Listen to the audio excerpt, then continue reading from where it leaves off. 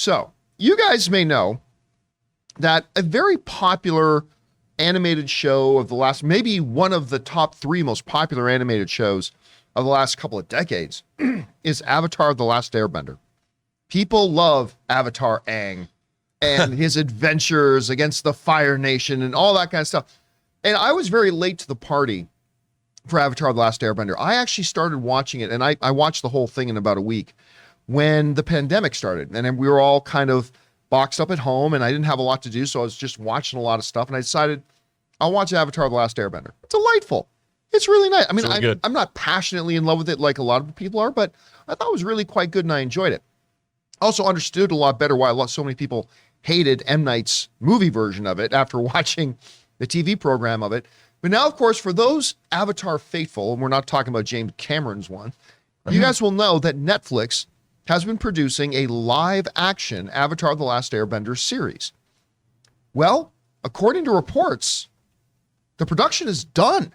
They have now wrapped production on the series. It is finished and now goes in for, I'm sure, several months of post-production. But even the cast of the show put out a little celebratory picture of themselves standing around and celebrating the fact that they have now finished shooting this show. Now, here's the interesting thing.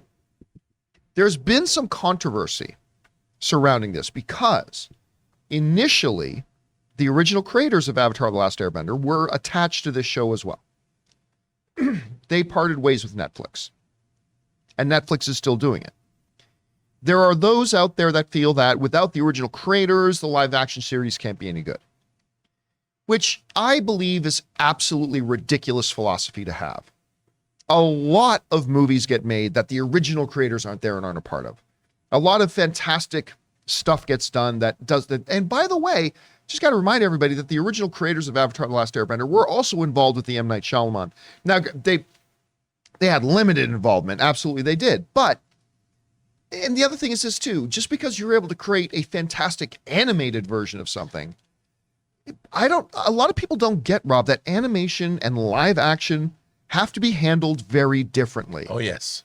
Because, and as much as I enjoyed Avatar: The Last Airbender, if you just did that, but live action, but all the ever done, it wouldn't work nearly as well. It has to be adapted.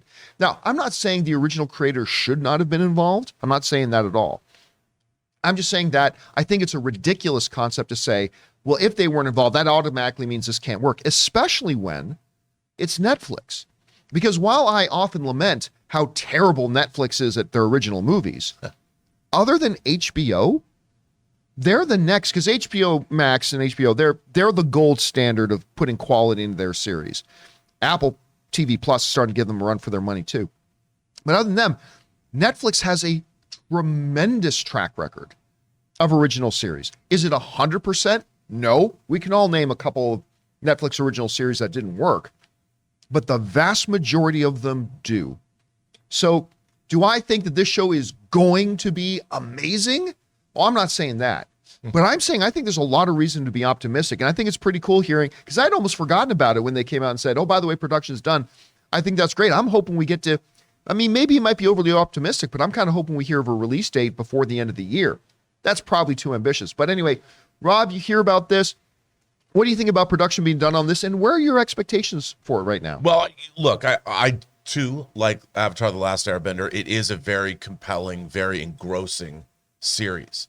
I love the characters and I love the lore. So, look, the idea that we already saw one version of it turned into live action that got sham-hammered. Yes. And it got sham-hammered. I mean, I got that word from you. It wasn't good.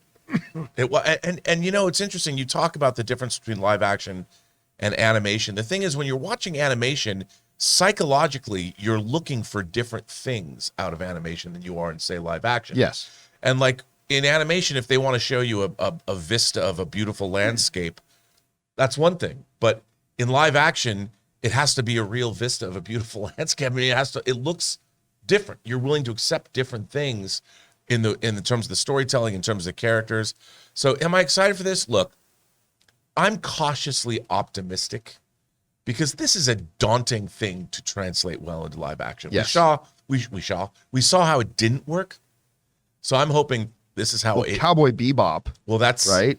You know, that's another thing. I mean, I thought Cowboy Bebop got a little bit of a bad rap. I didn't think it Yeah, was. I didn't think it was as bad as people made out to be, but it wasn't great. It wasn't great. And again, you know, they sort of toned down things in the live action that worked really well in the animation. And it's a tough one. I mean, maybe they learned from that, but I'm optimistic because I like this show so much. So I will tune in. Do you know how many episodes it is? The first season? I would My imagine guess 10. it'll be probably between 8 and 12. Yeah, something like that. Somewhere in that Because they shot, it range. says, for 7 months. That's a long Yeah, time. yeah. Up in Vancouver, Canada. So you know it's going to look beautiful. Yeah. One way or the other. All right, guys, question is for you. What do you think about this? Are you an Avatar: The Last Airbender fan? If so, do you have any enthusiasm for this live action adaptation?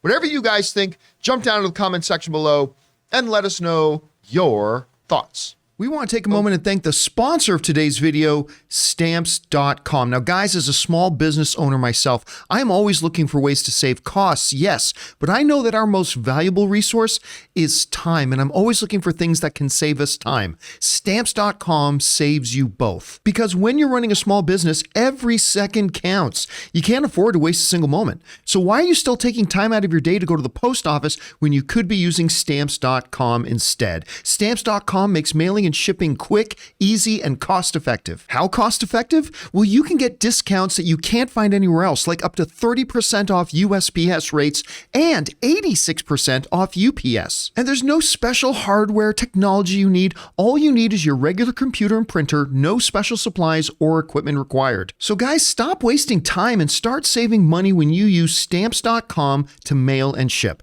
Sign up with the promo code CAMPEA for a special offer that includes a 4-week trial plus free postage and a digital scale. No long-term commitments or contracts needed. Just go to Stamps.com, click on the microphone at the top of the page, and enter the code CAMPEA.